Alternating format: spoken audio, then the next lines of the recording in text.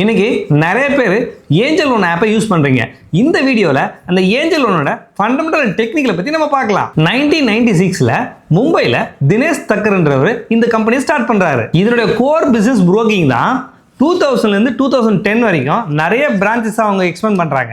2010ல இருந்து 2017 வரைக்கும் technology wise நிறைய இம்ப்ரூவ்மெண்ட் பண்றாங்க. 2020ல NSE அண்ட் BSEல ஸ்டாக்கை லிஸ்ட் பண்றாங்க. லிஸ்ட் பண்ணும்போது இதோட பிரைஸ் 350 rupees. ஆனா இப்போ 2300 ட்ரேட் ஆயிட்டு இருக்கு. 2022ல ஏஞ்சல் புரோக்கிங்க ஏஞ்சல் ஒன்னா ரீபிராண்டிங் பண்றாங்க. இப்போ புரோக்கிங் மட்டுமே இல்லாம mutual funds, bonds, insurance, mutual funds against லோன்ஸ்னு எல்லா ப்ராடக்ட்டையும் பண்றாங்க. கரண்டா 7.3 மில்லியன் கிளைண்ட் பேஸ் இருக்கு. இவங்க இந்தியாவிலே இப்ப 3rd பொசிஷன்ல இருக்காங்க. இவங்களோட ரேஷியோஸ் எல்லாமே எப்படி இருக்குன்னு செக் பண்ணிக்கலாம். இவங்களோட மார்க்கெட் கேப் 21,466 crores இருக்கு.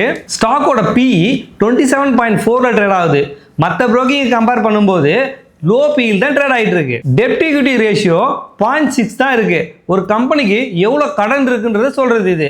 இது அப் டு 2 வரைக்கும் இருக்கலாம். கம்பெனியோட டிவிடெண்ட் ஈல்டு 33% இருக்கு. இது கம்பெனிக்கு ஒரு நல்ல சைன் தான். ROCE கம்பெனியோட கேபிட்டலை எவ்வளவு எஃபெக்டிவா யூஸ் பண்றாங்கன்னு சொல்றது. இது பொதுவா 20க்கு மேல இருந்தாவே ரொம்ப நல்லது. ஆனா இங்க 25.5ல இருக்கு. டெப்டார் டேஸ் கஸ்டமர் கிட்ட எவ்வளவு நாள நம்ம ஃபண்ட் கலெக்ட் பண்ணணும்னு சொல்றது. இது 36ல இருந்து 21 டேஸா குறைஞ்சிருக்கு. இதெல்லாம் கம்பெனிக்கு பாசிட்டிவா இருந்தாலும் கம்பெனியோட ப்ரமோட்டர் ஹோல்டிங் 28% தான் இருக்கு. ஜென்ரலா 50% மேல ப்ரமோட்டர் ஹோல்டிங் தான் நல்லது. இந்த பிசினஸை பொறுத்த வரைக்கும் ரொம்ப காம்படிட்டிவான பிசினஸ்.